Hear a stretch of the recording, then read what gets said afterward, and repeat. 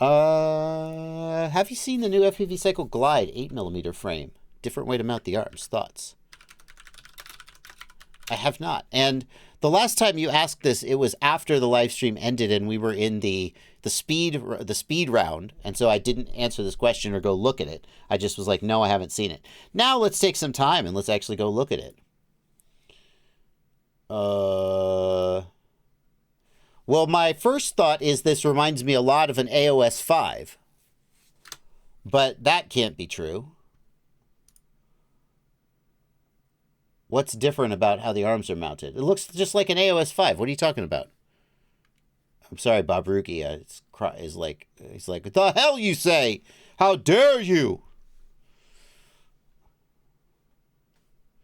This is... What's the difference? What do we got here? 115 grams built. That's pretty good. 8mm arms set inside the body that brace the entire fuselage. Do they? I wish I had a better picture of how this...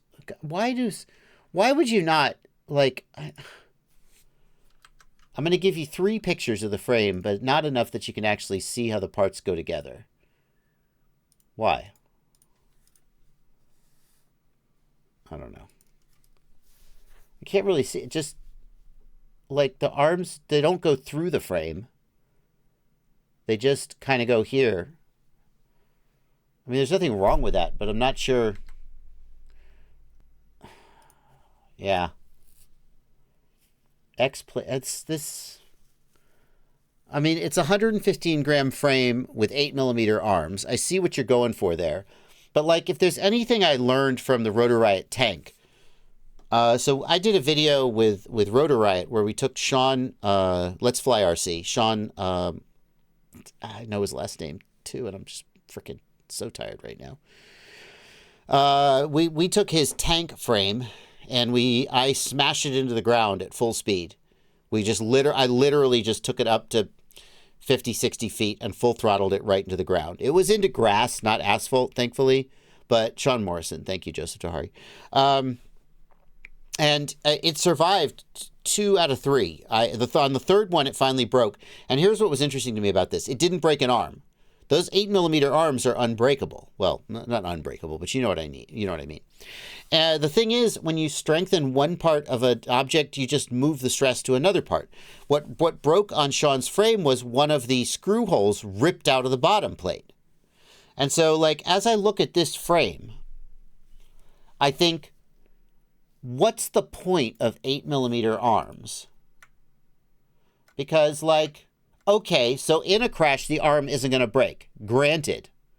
But then, like, this is what? 2mm? 2.5mm? We got the X plate here. Then is this going to, is this screw hole going to break out? Just rip out eventually? I don't know.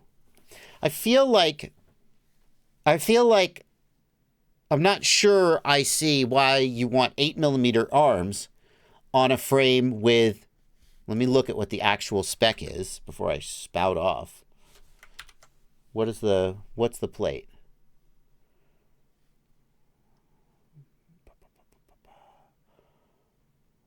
Oh, come on. Is it not even going to say? What's the... Oh, Bob... Why? Why are... None of the specs. What's the thickness of the frame plate?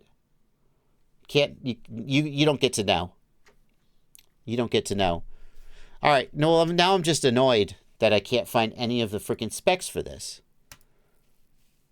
Like, what's the thickness of this carbon? 2mm? 2.5mm? Doesn't look like 3mm, but I don't know.